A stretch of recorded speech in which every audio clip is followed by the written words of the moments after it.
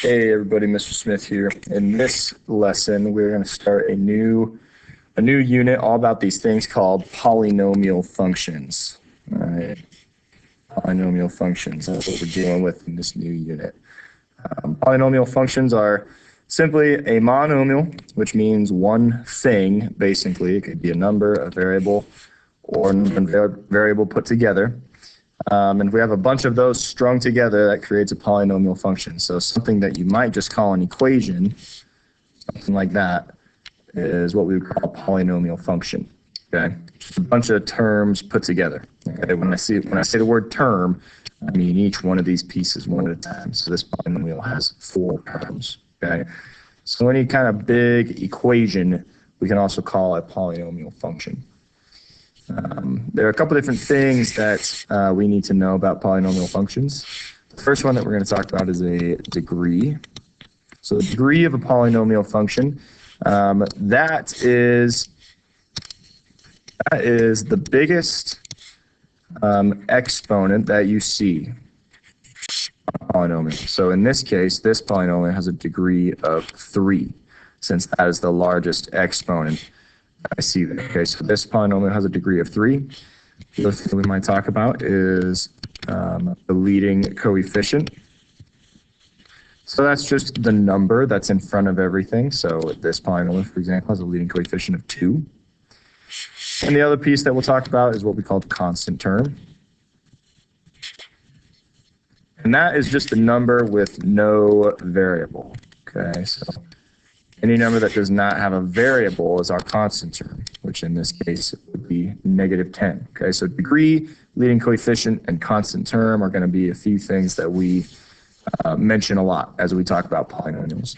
So for the rest of this video, I want to talk about operations with polynomials. So what happens when we want to add them, subtract them, multiply them? How do we do this? So it asks us to simplify. Don't worry about the classifying thing. We'll talk about that a little bit more in class. But for now, it just wants us to simplify these polynomials. We did this a little bit when we talked about the imaginary number. We said to treat I like it was a variable, and you add like terms. This is going to be really similar. There's just more like terms to consider. So if I look at this first one, this big polynomial plus this big polynomial, we want to pay really close attention to what the operation is. In this case, it's telling me to add.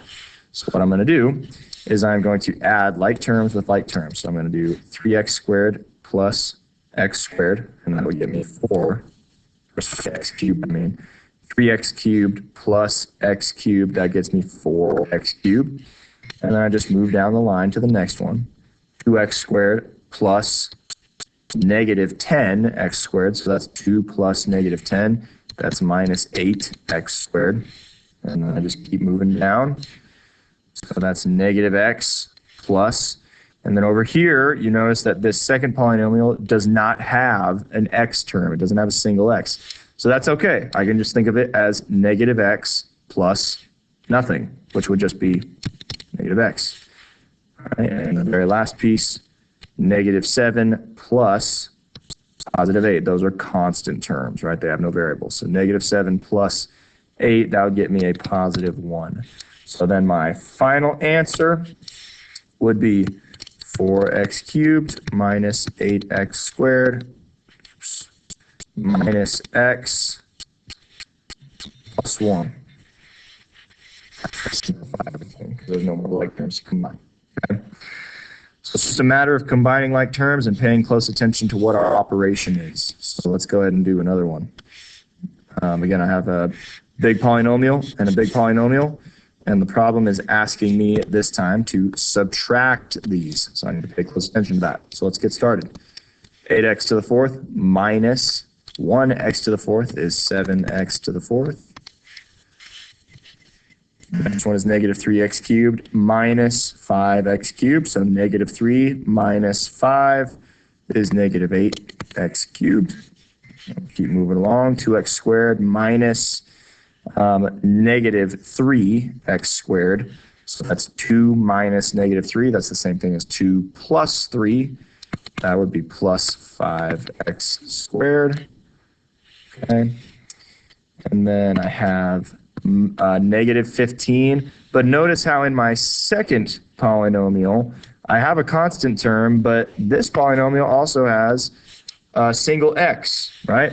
This one over here does not, okay? So if I read left to right, this is no x's minus 2x. So that's like 0 minus 2x, which would be a negative 2x, okay? And then I can still finish out with my constant term. Negative 5 minus negative 12, negative 15 minus negative 12. That's negative 15 plus 12, which would be negative 3. Okay. Notice how I am always writing my final answer with the exponent in descending order. So I have the biggest exponent, and then it decreases down to the constant term. That's what we call standard form of polynomial. We always want to write this. So my final answer looks like this.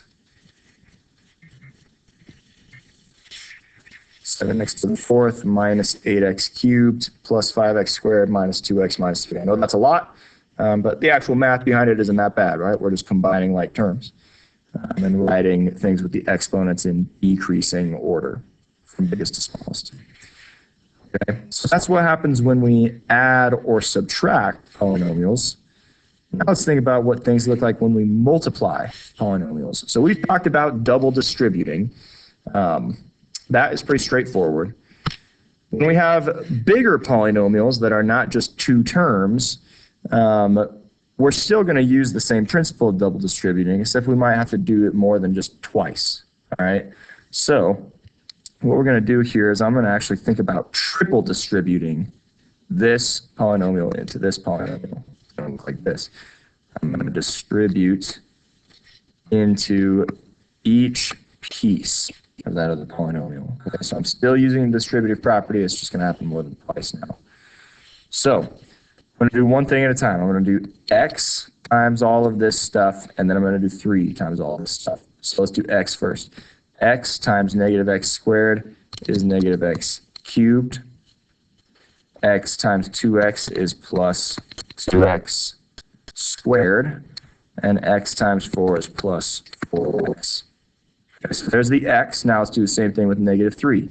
Negative 3 times negative x squared is plus 3x squared. Negative 3 times 2x is minus 6x. And negative 3 times 4 is minus 12. Okay. Now that we've done all of our distributing, I want to combine any like terms that I have. So I've got 2x squared right there. I've got 3x squared right there. I have 4x, and I have a negative 6x. There's only one x cubed. There's only one constant term, so those aren't going to combine with anything. So my final answer is going to be negative x cubed. 2x squared and 3x squared together is 5x squared. 4x and negative 6x is minus 2x. And then I have negative 12 at the end. Didn't combine that with anything. And then I'm done. That's my final answer. All right. So again, all I did was just distribute each piece of one polynomial into the second polynomial. Okay. I thought of it as triple distributing.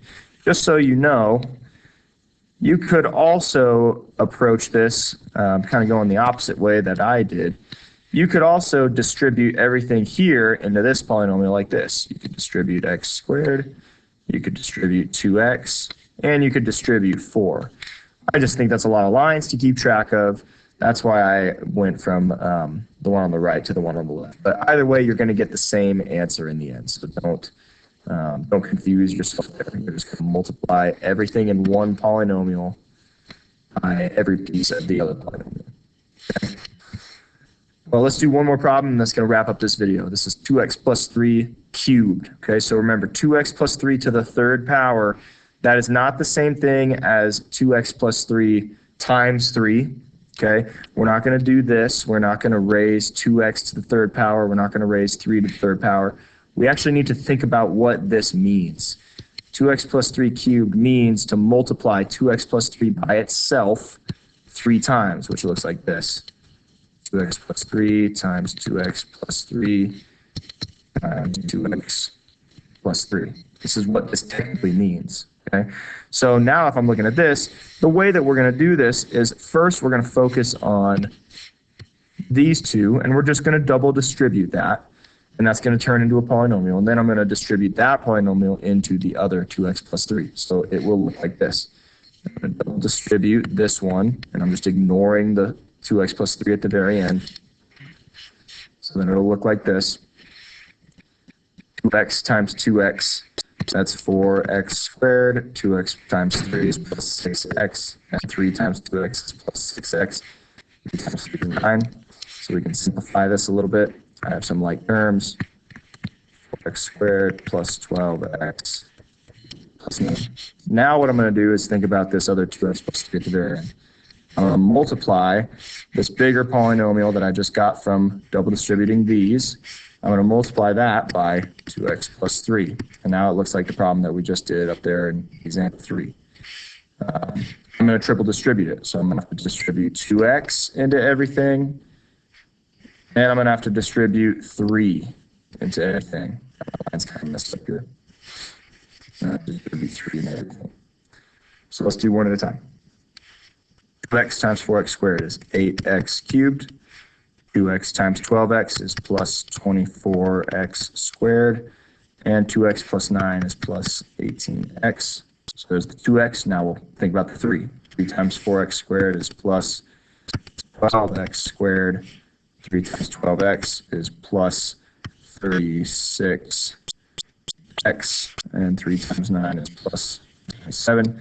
And now to wrap this up, we just need to combine some like terms. So I've got some x squareds. I've got some single x terms. I don't have any other x cubes, so I just have 8x cubed, 4x squared, and 12x squared. That's 36x squared. 18x, 36x, that's 54x. And then that's 27 at the very end. There's no more like terms, so I'm going to go. That's where I'm going to end. Okay. All right, that's going to do it for this video. If you're still watching, I'm so proud of you. Email me the link to a video that you think is funny. And if it makes me laugh, I'll give you extra credit. All right, we'll see you guys next time.